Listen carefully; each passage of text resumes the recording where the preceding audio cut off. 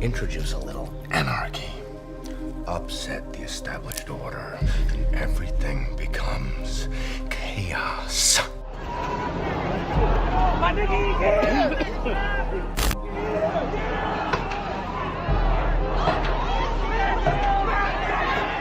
So here it is. There's the fire. It does appear that fire is the police station.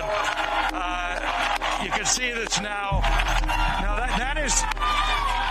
that fire appears to be the liquor store across the road from the police station, but you now see smoke billowing out of the police station. Miguel, let's see if we can just get on that angle. It looks like the police station. I woke up wanting to see the world burn down yesterday because I'm tired of seeing black men die. Ryan, it's a brick building. It's got two parts to it. The part we were standing in front of was the older part of the precinct. There's a modern sort of an addition to it over here, and there are flames coming out of it. The 3rd Precinct Minneapolis Police Station is now on fire, Brian. We don't want to see targets burning. We want to see the system that sets up for systemic racism burnt to the ground. Here's what's important here.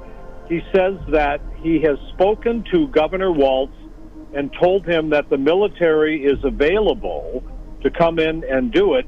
But then the president says this: when the looting starts, the shooting starts. We don't need a dumb president repeating what segregation is said. When you start looting, we start shooting. People surrounded Minneapolis' 3rd precinct as flames grew overnight. A takeover of the building where the 4 fired officers worked and a take back. Difficult, dangerous work for everyone involved. The State Patrol and National Guard called upon to stop the unrest and restore order. This is unity. So people can peacefully grieve the death of George Floyd. Because I'm mad, I don't have any good advice. But what I can tell you is that if you sit in your homes tonight, instead of burning your home to the ground, you will have time to properly plot, plan, strategize, and organize and mobilize in an effective way. Governor Tim Walz saying the state stepped in once the city lost control. That was the turning point where we were prepared, and that's where we moved in. That's where we did not believe that the 3rd should be given up, and that's why it's not, and that area was taken back. Action and accountability of local and state leaders called into question as looters took over and fire spread across the Twin Cities. So after you burn down your own home, what do you have left but char and ash? When a man yells for his mother in duress and pain and she's dead, he is essentially yelling, "Please, God, don't let it happen to me." And we watch that. So my question for us on the other side of this camera is, after it burns, will we be left with charred, or will we rise like a phoenix out of the ashes that Atlanta has always done? Rise like a phoenix out of the ashes.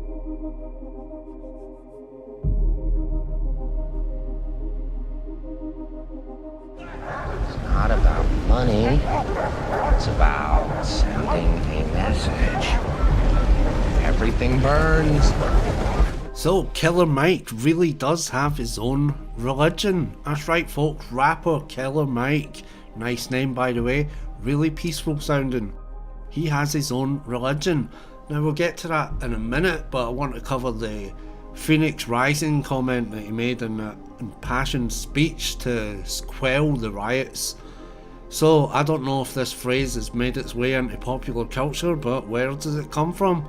Well, it comes from the Lucis Trust and the religion of Theosophy. And they see here on their Lucis Trust website, Worldview, Phoenix Rising, the rebirth of civilization. And if you scroll down to the bottom, it says, one of the most ancient symbols is the phoenix, the great bird which is periodically consumed through fire and then reborn.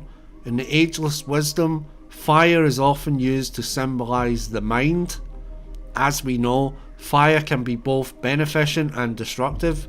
It's up to all people of goodwill to learn to work constructively with the mind, taking our place somewhere within the many groups which compose the new group of world servers, seeking to contact the high vision of a future world where the good of the whole informs every organ of society. Then, The phoenix of civilization can be safely reborn and soar to greater heights. Now, if you remember my video that I did on David Icke wants you to join the New Age. Does he really believe this? You'll remember that we talked about the 7 rays of the New Age. Now, here I'm going to show you a clip from this video that didn't make it into the video. Here it is. Now, if we go onto the Lucis Trust website and look up the 7 rays, we see an expanded explanation. Now, the 6th ray, its higher expression, is Christianity and diversified religions. The lower expression is churches and organised religions. The devotion of the 6 rays perhaps best expressed by Jesus, and according to these people, Jesus is the 6th ray master. St. John's Church is on fire. The parish office, we went downstairs and it is on fire. I'm going to walk this way, and this is awful. We saw graffiti. Once the door was broken, we saw something similar happen earlier. And as you can see, there's definitely a fire here. This is the parish office. Here, come on back. Come on back. Come on back up. That's good. And the 7th ray is what's to come. The essence of the 7th ray is found in the familiar aphorism of Hermes, as above, so below.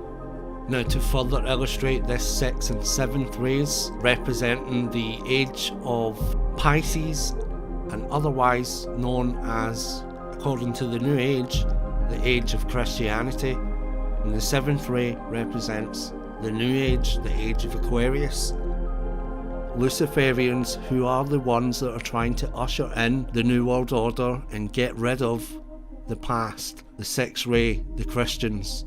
See, it's the Christians that are holding it back, and they need to be removed in order for the 7th ray to come about. National intelligence and ambassador to Germany tweeted that this is a moment of hope triumphing over fear. But intended or not, Andrew, this does send another message that the president is willing to do whatever is within his power to vacate premises as needed. Now let's get back to Killa Mike and his own religion to see if it matches up with any of the New Age beliefs. So, Killa Mike's done a TV show, and in one episode called New Jesus, Killa Mike is frustrated that black Christian communities are taught to worship a white Jesus. So he starts the Church of Sleep, centred on the radical prospect of black people finally getting to rest. But of course, like all Killa Mike ideas, he kicks it up a notch, holding a sermon in his favourite strip club, where women pole dance while a gospel choir sings, and his parishioners pass around joints. Okay, so this is the guy that they choose to go on TV and give an impassioned speech. Here you see him on the Stephen Colbert show, where he talks about his new religion. Check out this clip. Now, I understand you also start your own religion in this series. I do. I start my own religion. Now, I have a theory. As a moral guiding light, Jesus, the character in the Bible, is amazing. He's a superhero, right? He fights injustice with the church. He rallies against government. Him and his homies go around just effing it up for the system, right? It'd be a great graphic novel. The only problem is, we don't get our black Spider-Man. You know what I mean? So, why? Because in Western society, he's Jesus a white is guy. depicted as white. Yeah, and he's really skinny and his hair is long. He looks like a member of the Doors. So, but for me, I think that to raise a confident child in terms of divinity and matters of spiritualness, they need to see people who look like them, or they need to see a deity that looks like them. My church is the church of sleep. It's the church of sleeping. So you don't have to get up on Sunday to go? You don't have, no man, you can, listen, you can enjoy God from your bed. You don't have to pay tithes because we don't have an official church, but we do have church in the strip club, so if you want to tip the girls, that's fine. In all spiritual systems and religions that we can use. The scary part though is when we colonize or intrude on others with our religion. Interesting, right? Now back to this article. While that particular congregation only came together for the show, Killa Mike based the Church of Sleep on his own breed of worship. After being skeptical of organised religion since he was a kid and studying religious philosophy more seriously in college, he's invented his own rituals and prayer processes. I pray at an altar, Mike says. Within my home I give gratitude to my ancestors. They're the ones that got me here. Then I do official things within that prayer. I wake up and I do my positive affirmations and thank the gods, plural, within me, and the gods I see existing outside of me every day.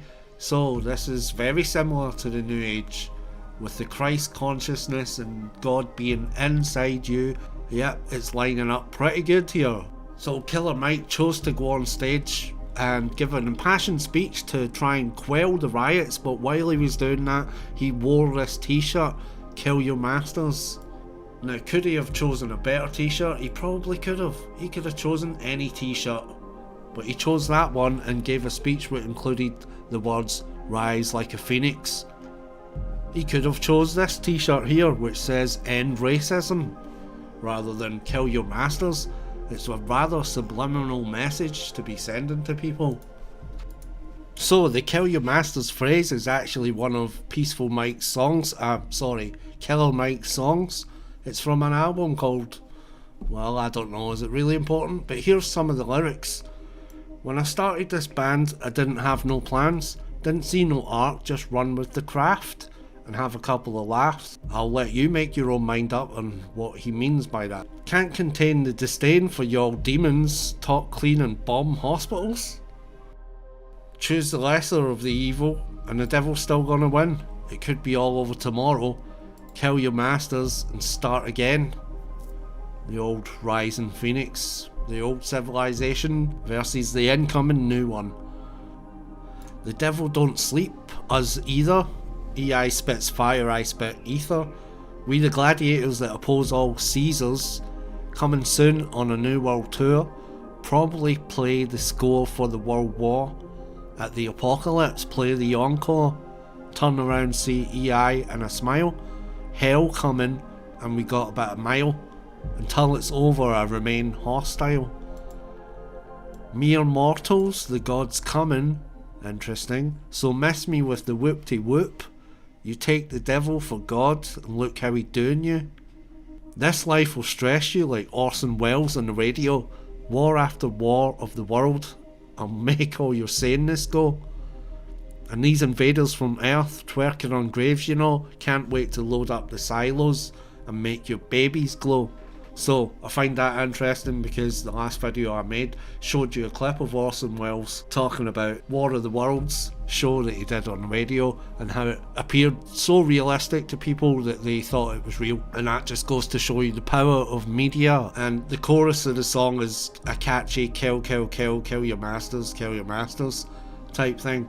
So, I mean, Killa Mike, if he wants people not to have this thug culture, kill your masters and smash everything up, there's a revolution coming, then maybe he should look at his own music as being part of a catalyst to that kind of mentality, to go out and be lawless. In recent days, our nation has been gripped by professional anarchists, violent mobs, arsonists, looters, criminals, rioters, Antifa. My administration is fully committed that for George and his family, justice will be served. He will not have died in vain. But we cannot allow the righteous cries and peaceful protesters to be drowned out by an angry mob. The biggest victims of the rioting are peace-loving citizens in our poorest communities. And as their president, I will fight to keep them safe. I will fight to protect you. I am your president of law and order. Chaos. And order. Chaos. Because it's all part of the plan.